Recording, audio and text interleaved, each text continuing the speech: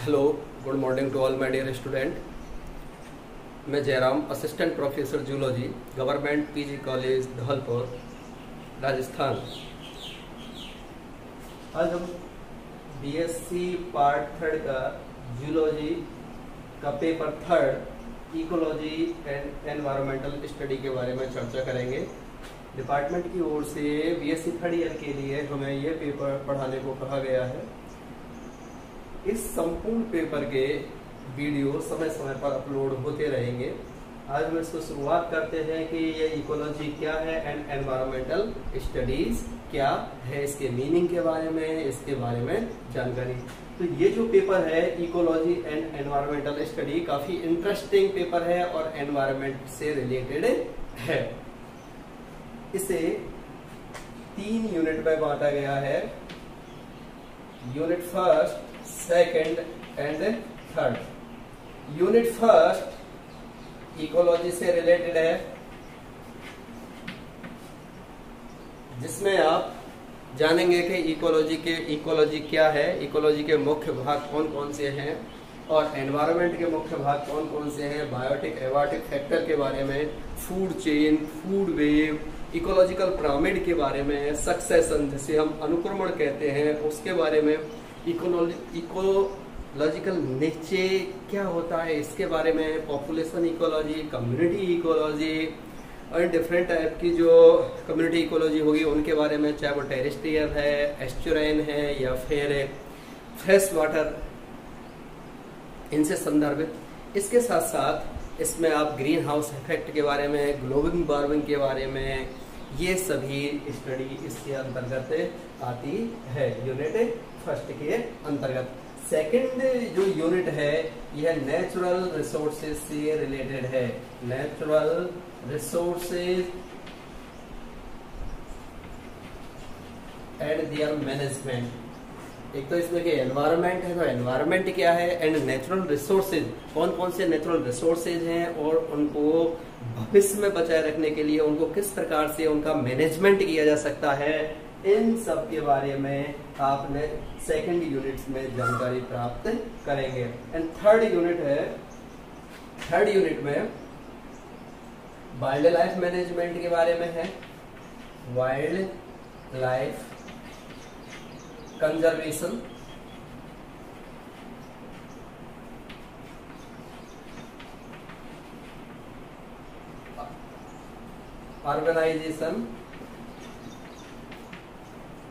Urbanisation and space ecology. तो ये होती है आपकी complete paper ecology and environmental studies का, जिसके अंतर्गत आप ये 3 यूनिट है, 3 यूनिट के बारे में विस्तार से अध्ययन करेंगे। शुरुआत करते हैं। तो फर्स्ट हम देखते हैं यहाँ पे कि इकोलॉजी आखिर क्या है, इसके बारे में पूर्व क्लासेस में आप पढ़ भी चुके हैं। देखते हैं इसकी मीनिंग अर्थ, इकोलॉजी का अर्थ क्या होता है, ये देख लेते हैं। ओइकोस, ये 2 शब्दों से मिलकर बना हुआ है, ओइकोस प्लस लोगस, इकोलॉजी। और ओइकोस प्लस लोगस, ओइकोस मीन्स होता है एट होम, होम और घर, और लोगस मीन्स होता है स्टडी और डिस्कशन। तो ये कह सकते हैं कि जैसे घर पे अध्ययन करना, घर में अध्ययन करना। तो यहाँ हम बात करते हैं कि इसका मतलब क्या है, ecology, oikos plus लोगस। Oikos means house और घर, एंड स्टडी मीन्स अध्ययन। यहाँ घर का मतलब है कि कोई भी जीव है, चाहे वो प्लांट स्पीसीज है, चाहे वो एनिमल स्पीसीज है, वो उसका जो प्राकृतिक निवास का क्षेत्र है और वो पर्यावरण है जहां वो रहता है, उसका उसी स्थान पर जो स्टडी किया जाता है उसे हम इकोलॉजी कहते हैं। किसी जीव का उसके प्राकृतिक स्थान अर्थात उसका घर या उसका प्राकृतिक निवास स्थान, प्राकृतिक निवास स्थान में अध्ययन करना। किसी भी प्राणी है, या वो प्लांट है या एनिमल है उसका उसके प्राकृतिक निवास में, प्राकृतिक निवास मीन्स होता है कि वो कहाँ रहता है, जहां वो रहता है, तो जहां वो रहता है वो उसका घर कहलाएगा, उसका निवास स्थान कहलाएगा, तो वहां पर ही उसकी स्टडी करना इकोलॉजी कहलाता है। जनरल इस शब्द का अर्थ ये होता है कि जो प्राणी, जो पादप जहां पाया जा रहा है वहीं उसका अध्ययन करना, उसकी जो भी भौतिक दशाएं हैं उनके अनुरूप ही उसके साथ साथ उसकी स्टडी करना इकोलॉजी कहलाता है। ये जो इकोलॉजी वर्ड है, इकोलॉजी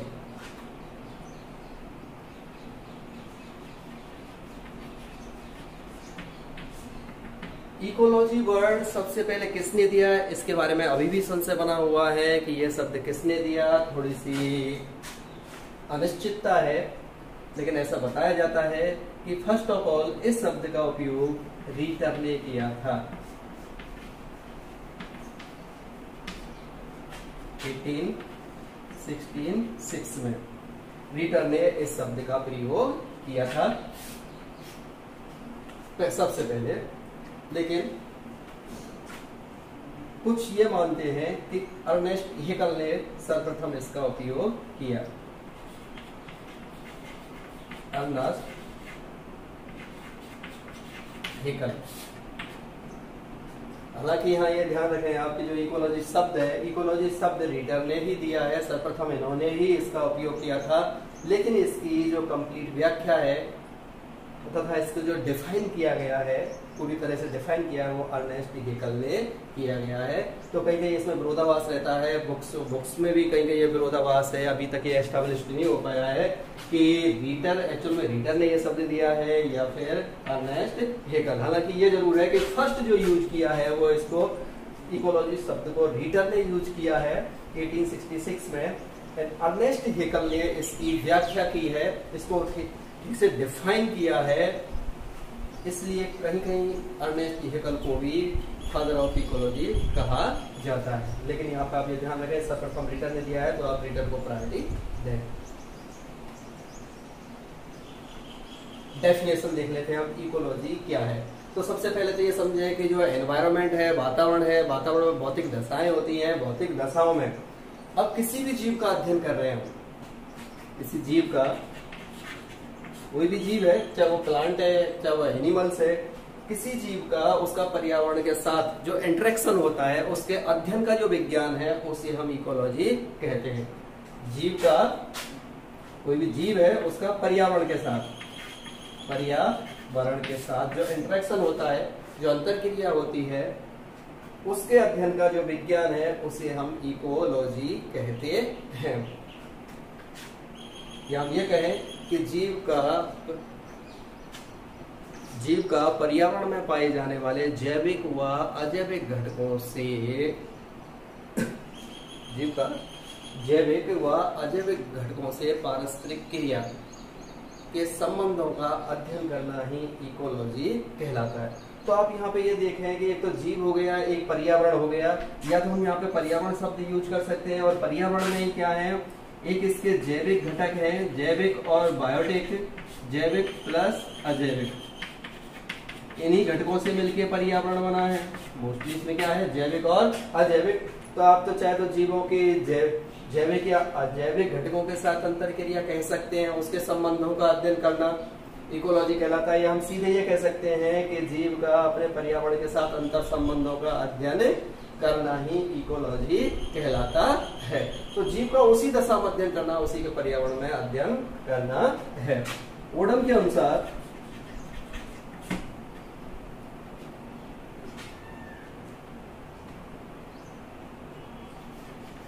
इकोसिस्टम या नेचर, और इसे बोलते हैं प्रकृति।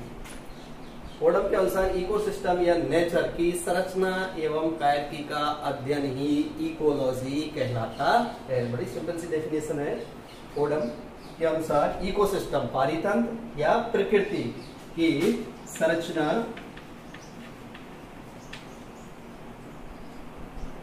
एवं कार्य का अध्ययन ही इकोलॉजी कहलाता है।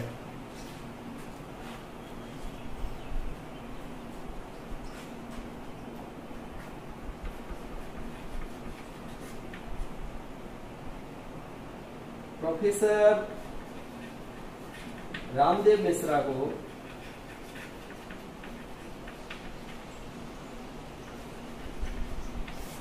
फादर ऑफ इंडियन इकोलॉजी के नाम से जाना जाता है, या भारतीय पारिस्थितिकी विज्ञान का जनक कहा जाता है, क्योंकि इनका बहुत बड़ा, इस क्षेत्र में इनका बहुत बड़ा योगदान रहा है। तो अभी तक हमने आपको बताया कि इकोलॉजी आखिर है क्या। इकोलॉजी तो आइकोस प्लस लोगस, मीनिंग है इसका घर पर अध्ययन करना, किसी भी जीव का उसके घर पर या उसके प्राकृतिक निवास में अध्ययन करना इकोलॉजी कहलाता है। इस शब्द का सर्वप्रथम प्रयोग हीटर ने किया था। इसके बाद इसकी जो व्याख्या है, इसके बारे में बात करते हैं, तो अर्नेस्ट हेकल ने इसकी व्याख्या और इसको परिभाषित किया था।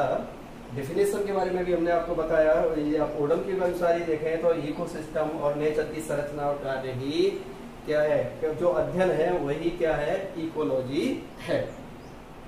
इकोसिस्टम या नेचर, प्रकृति की संरचना और कार्य का अध्ययन ही इकोलॉजी कहलाता है, या किसी जीव का पर्यावरण के साथ अंतर संबंधों के अध्ययन का जो विज्ञान है या अध्ययन करना इकोलॉजी कहलाता है।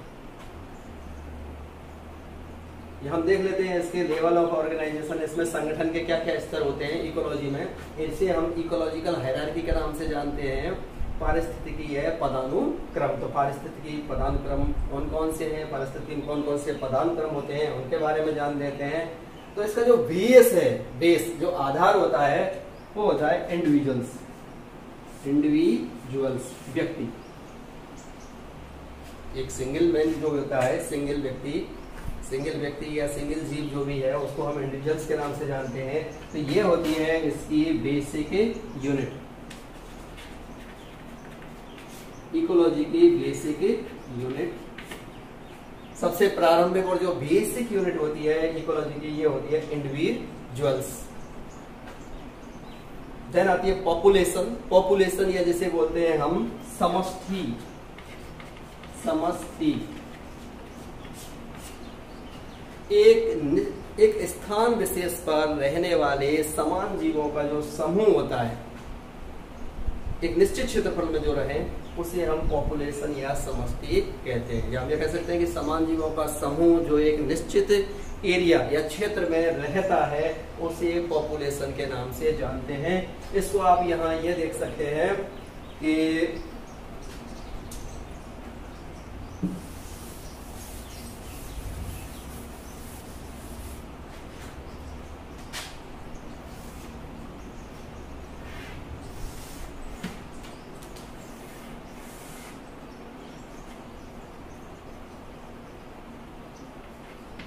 एक इंडिविजुअल है ए, ये यहाँ एक रह रहा है, ये इंडिविजुअल्स कहलाएगा। पॉपुलेशन, यदि ये समान प्रकार के जीव है जैसे ए, समान प्रकार के जीवों का समूह जो एक निश्चित एरिया में रह रहा है, एक निश्चित क्षेत्र में रहता है, उसे हम पॉपुलेशन कहते हैं। थर्ड आता है कम्युनिटी, जो कि इससे हायर लेवल है, कम्युनिटी। यहां इसको समझ लें आप, बी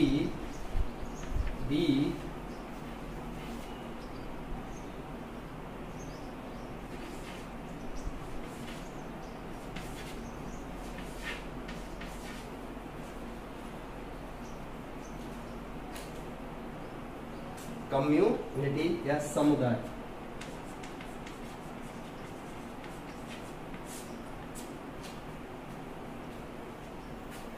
पॉपुलेशन में क्या कर रहे थे हम, केवल एक ही जाति के जीवों का, समान प्रकार के जीवों का समूह होता है जो निश्चित एरिया में रहता है। यहाँ हम कहेंगे कि एक से अधिक जातियों का समूह या दो से अधिक जातियों का समूह, या assemblage of different kind of species, भिन्न प्रकार की जातियों का समूह जो कि एक क्षेत्र विशेष में या एक निश्चित एरिया में, एक स्पेसिफिक और पार्टिकुलर एरिया में रहता है, उसे हम कम्युनिटी कहते हैं। कम्युनिटी और समुदाय जिसमें कि डिफरेंट स्पीसीज होंगी। जैसे यही हम बात कर लेते हैं इसमें कि जैसे एक स्पीसीज ये है जो फैली हुई है इसमें, इसके साथ साथ स्पीसीज बी भी फैली हुई है, इसके साथ साथ स्पीसीज सी, स्पीसीज डी, ई, अर्थात एक से अधिक स्पीसीज और एक निश्चित क्षेत्र में पाई जाती हैं। जस्ट एज लाइक यदि हम धौलपुर की बात करते हैं, धौलपुर में यदि एक ह्यूमन की स्पीसीज पाई जाती है, ह्यूमन पाया जा रहा है, वो एक इंडिविजुअल्स कहलाएगा, सिंगल है, एक व्यक्ति। यदि मैं मेरी बात करूं, मैं सिंगल व्यक्ति हूँ, इंडिविजुअल्स कहलाऊंगा। और मेरे जैसे लोगों की जो जनसंख्या है जो एक क्षेत्र में रह रही है, जस्ट लाइक हम बात करते हैं कि धौलपुर में मेरे जैसे लोग जो समान प्रकार के दिखते हैं, मेरे जैसे दिखते हैं, उनकी संख्या ये पॉपुलेशन कहलाती है। और यदि हम धौलपुर की ही बात करते हैं, एक निश्चित एरिया हमने ले लिया है और उसमें डिफरेंट स्पीसीज पाई जा रही हैं, जैसे गाय, भैंस, भेड़, बकरी, इंसान है, पेड़ पौधे, ये सभी भी पाए जाते हैं। तो इन सब से मिलकर बनती है कम्युनिटी और समुदाय। तो यहाँ हम यही बताने की कोशिश कर रहे हैं आपको कि जो पॉपुलेशन है, पॉपुलेशन के अंदर तो क्या होगा कि पॉपुलेशन किसे कहेंगे हम, कि समान प्रकार के जीवों का समूह, अर्थात यहाँ पे एक ही जाति के जीवों का एक समूह होगा जो कि एक पार्टिकुलर एरिया में रह रहा होगा, एक निश्चित क्षेत्रफल में रह रहा होगा, निश्चित क्षेत्र में रह रहा होगा। लेकिन यहाँ तो एक ही स्पीसीज है, यहाँ एक से अधिक स्पीसीज है, यहाँ विभिन्न प्रकार की स्पीसीज हैं जो एक पार्टिकुलर एरिया में रहती हैं, उसे हम कम्युनिटी कहते हैं। जैसे यहाँ पे गाय, भैंस, भेड़, बकरी, कुछ भी है, जो भी स्पीसीज है, 50 तरह की स्पीसीज है, पादपों की स्पीसीज, जंतुओं की स्पीसीज, वो सब पाई जा सकते हैं। तो वो मिलके कम्युनिटी का फॉर्मेशन करती है, जो कि पॉपुलेशन से अधिक हायर लेवल होता है। एंड देन अब ये तो सभी के सभी जीव हो गए, बायोटिक फैक्टर हो गए। अब यदि इसके साथ एबायोटिक फैक्टर और जुड़ जाते हैं, एबायोटिक फैक्टर और जुड़ जाते हैं, लाइक सोलर एनर्जी, ये देखो इसमें मृदा भी हो जाती है, वाटर भी हो जाता है, इसके साथ साथ केमिकल जो भी है, एक तो फिजिकल फैक्टर इसके साथ जुड़ जाते हैं, फिजिकल एंड केमिकल, तब बनता है ये इकोसिस्टम और पारितंत्र। ये अधिक हायर लेवल है। और आप देखें कम्युनिटी में डिफरेंट स्पीसीज थी, केवल स्पीसीज, अर्थात केवल और केवल बायोटिक फैक्टर थे, यहाँ पे डिफरेंट टाइप की स्पीसीज थी। और जब इन पे क्या होगा कि जब इनके साथ साथ भौतिक वातावरण को भी हम इसी में समाहित कर लेते हैं, उस क्षेत्र के, जैसे इस धौलपुर वाला रीजन है, इसमें विभिन्न प्रकार की स्पीसीज पाई जाती हैं। अब हम यहाँ की क्या देख लेते हैं कि यहाँ की भौतिक कंडीशन को और जोड़ते थे, क्योंकि वो भी अलग नहीं है, तो भौतिक की कंडीशनों को और लगा देते हैं। जैसे ताप, दाब, आर्द्रता, लाइट है, प्रकाश के बारे में बात करते हैं, ताप के बारे में बात करते हैं, ये सभी फैक्टर भी होते हैं यहाँ पे, तब बनता है ये इकोसिस्टम। तो इकोसिस्टम क्या होता है कि किस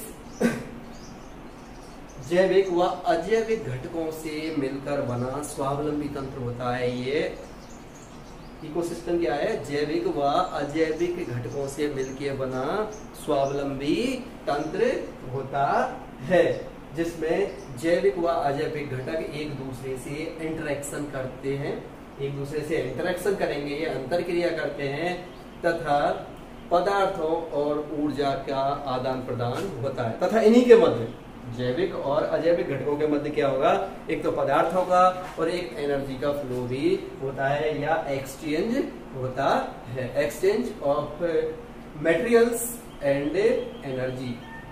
क्या होगा यहाँ पे, एक तो एनर्जी एंड मटेरियल्स का भी और आदान प्रदान होता है, अर्थात एक्सचेंज होता है। अर्थात इस प्रकार का जो सिस्टम है, जो ये इकोसिस्टम है, ये डायनेमिक कंडीशन में रहता है, ये गतिशीलता बनी रहती है, और पदार्थों के गमन के कारण ही पदार्थों का जो एक्सचेंज होता है, तथा इसके साथ साथ जो एनर्जी का एक्सचेंज होता है, उसी के साथ साथ इसकी गतिशीलता भी बनी रहती है। तो ये जो इकोसिस्टम है, ये एक स्वावलंबी तंत्र है, जो कि जैविक और अजैविक घटकों से मिलके बना हुआ है।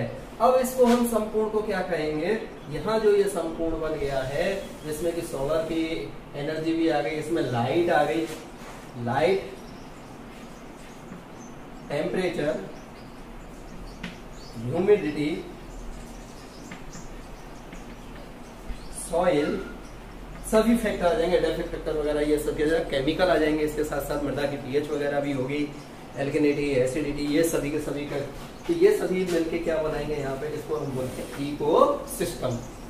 देन इकोसिस्टम से अधिक जो हायर लेवल है, वो आता है लैंडस्केप। लैंडस्केप से अधिक हायर बनता है biome and then biosphere. Landscape ये क्या है कि ये पार्ट ऑफ लैंड है, part of land.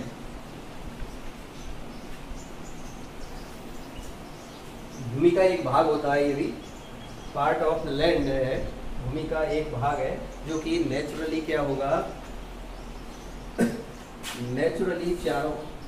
Naturally other से क्या होगा कि ये सेपरेटेड होता है, प्राकृतिक रूप से ये सेपरेटेड होगा। और इस वाले भाग में क्या होगा, एक से अधिक जो इकोसिस्टम है उनके पैचेज या उनके समूह पाए जा सकते हैं। तो जो इकोसिस्टम से ये बड़ी इकाइयां लैंडस्केप है, ये क्या है कि एक लैंड का ही भाग होता है, प्राकृतिक भाग है, ये भी प्राकृतिक रूप से बना हुआ होता है। जैसे कि साउदर्न पेनिनसुला है लैंडस्केप। इसमें क्या होंगे, एक से अधिक जो इकोसिस्टम है उनके पैच का मतलब होता है उनके छोटे छोटे भाग पाए जा सकते हैं। जस्ट लाइक एज यहाँ पे हम बात करते हैं कि ये एक इकोसिस्टम है, ये एक इकोसिस्टम है, ये एक इकोसिस्टम है, और यहाँ पे भी एक इकोसिस्टम है, 3 डिफरेंट टाइप के इकोसिस्टम है। और यहाँ पे इस तरह की एक नेचुरल बाउंड्री बनी हुई है, प्राकृतिक रूप से इस तरह का एक लैंड है जो प्राकृतिकली सेपरेट है। तो इसमें क्या है, जैसे 3 डिफरेंट इकोसिस्टम के पैचेज मतलब छोटे छोटे भाग इसमें पाए जाते हैं, तो 3 डिफरेंट इकोसिस्टम के यहाँ पे पाए जाते हैं। तो इस प्रकार का जो ये भाग बना है जो नेचुरली डिलिमिटेड है, इसे हम लैंडस्केप के नाम से जानते हैं, लैंडस्केप। ये वाला जो पार्ट है वो नेचुरली क्या होता है, डिलिमिटेड होता है, अर्थात सेपरेटेड होता है। देन हम बात करते हैं बायोम, जो कि और नेक्स्ट हायर लेवल है बायोम। ये क्या है कि एक रीजनल यूनिट है बायोम, रीजनल, और एक क्षेत्रीय इकाई होती है, एक क्षेत्र विशेष होता है, लाइक एज टुंड्रा, टैगा,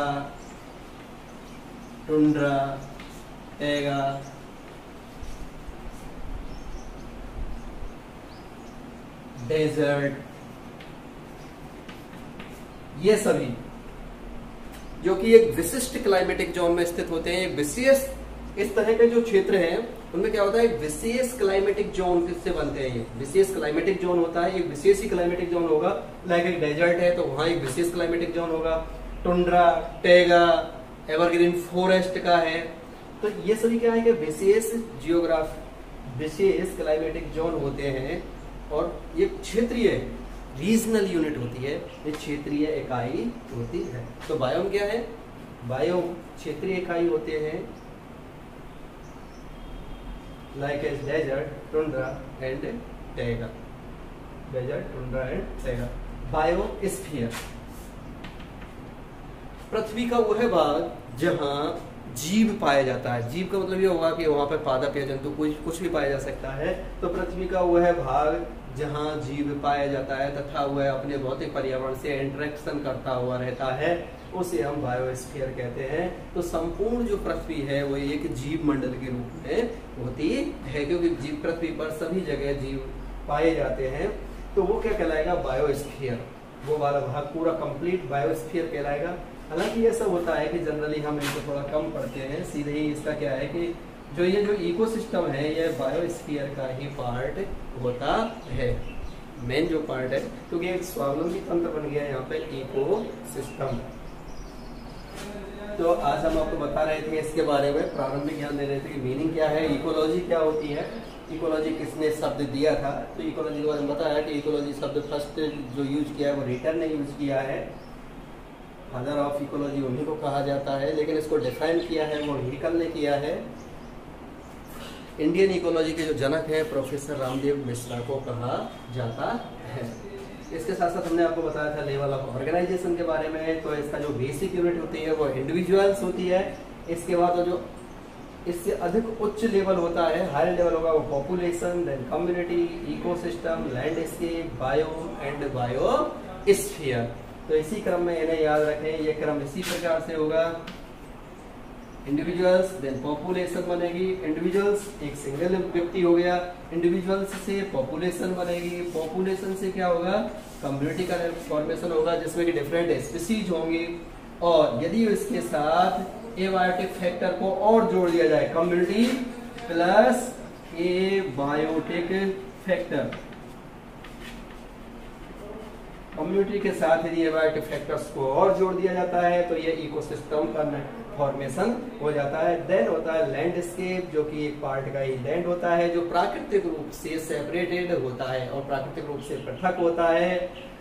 इसमें एक से अधिक इकोसिस्टम के पैचेज पाए जाते हैं या एक से अधिक इकोसिस्टम निहित होते हैं। देन आता है बायोम, जो कि एक विशेष क्लाइमेटिक जोन ही होता है, एक क्षेत्रीय इकाई होती है और ये एक विशेष क्लाइमेटिक जोन में ही स्थित होते हैं, जैसे लाइक टुंड्रा, टैगा, डेजर्ट है और फॉरेस्ट है। एंड देन आता है बायोस्फीयर, पृथ्वी पर वह भाग जहाँ भी जीव पाया जाता है उसे हम बायोस्फीयर के नाम से जानते हैं। तथा ये क्या करेगा, बायोस्फीयर है तो यहाँ पे भी क्या होगा कि जो फिजिकल कंडीशन है उन सबके साथ भी जो जीव है वो इंटरेक्शन करते हुए पाए जाते हैं। यह देख लें आप, असाइनमेंट नोट कर लें आज का असाइनमेंट।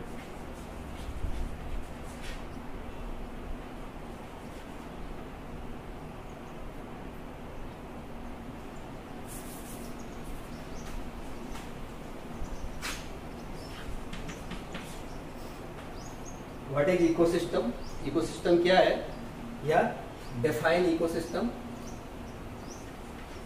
इकोसिस्टम को परिभाषित कीजिए, डिफाइन इकोसिस्टम।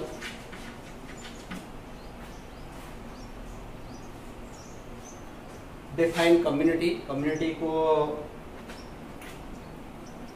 परिभाषित कीजिए।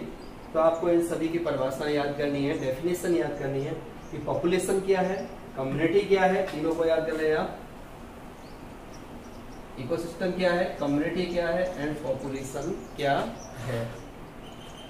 तो आज इस वीडियो में आज के लिए इतना ही। नेक्स्ट वीडियो में हम इसके ब्रांचेज ऑफ इकोलॉजी, इकोलॉजी की ब्रांच के बारे में एंड इम्पोर्टेंस ऑफ इकोलॉजी के बारे में डिस्कशन करेंगे। आज के लिए इतना ही। Thanks to all my dear student for listening.